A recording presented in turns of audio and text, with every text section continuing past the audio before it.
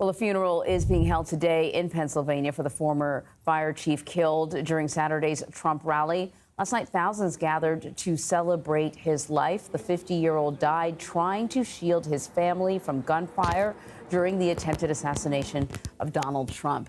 And so for more on what's happening, we want to bring in CBS News reporter Amelia Mugavero. Amelia, thank you so much for joining us. I don't know if we have very many details, but what can you tell us, or what have you learned about today's service, how it's going to unfold, who's going to be in attendance? And as I understand it, you know, President Trump obviously is not making an appearance. He can't.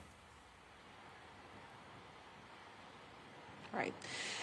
Yes, Anne-Marie, good morning. Yes, we do know that President Trump was not in attendance today, but what we do know is that about 20 minutes ago, the procession actually passed by us here in Buffalo Township. This road is kind of the main road of this town, and just like I said, about 20 minutes ago, a full fleet of first responders, firefighters, civilians, even bikers from across the state, across the country were all processing down this road, and then, of course, with Corey Comperatore's casket in tow, as well as his family. I will say that it's been a very somber mood here in the Butler County area of Pennsylvania. But I do want to tell you that we're told that the procession will go by Corey's home and also Corey's fire department. He was a firefighter of 30 years for the Buffalo Township Fire Department. So you can imagine that's his family as well, his extended family, and they are just heartbroken with Corey's loss. I also want to show you just how this town has come together in these days leading up to this procession. Look at this line of flags, American flags that were put out, I believe, yesterday before Corey's vigil. Just it lines the entire road here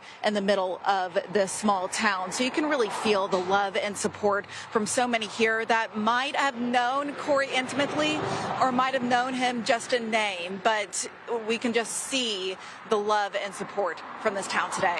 Anne-Marie? Yeah, indeed, Amelia. And that's part of what I was going to sort of ask you about. I expect, obviously, the people who loved and knew him are going to be gathering for the service, but it's clear that his passing has had an impact beyond that circle throughout this small town sort of area. I don't know, other than the flags, which I think is quite impressive, are people talking about this incident? I imagine they still must be sort of stunned about what unfolded.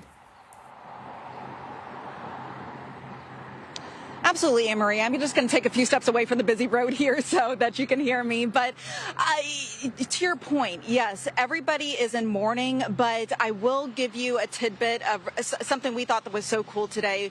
When we were talking to a line of bikers, they were part of, they called themselves, I believe, the Patriot Union, or it was some veteran-affiliated biker community, all volunteer-based. They were telling me some came from all the way from Lancaster, which is about 5 hours away from here, 300 miles away. Some other people came from out of state, and I was asking them, did you know Corey, or what part of Corey's story really struck you? And they said not only was he a fellow veteran, because he was a veteran of 10 years, he said that the fact that he protected his family. He did what we all said that we would do, but we never know we would do that until that moment happens. And it did for him, unfortunately. He tragically died protecting his own family back on Saturday.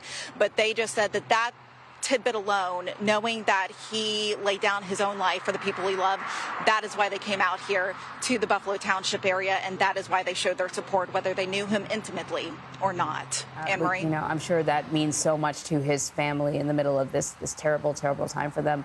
Amelia Mugavero, thank you so much.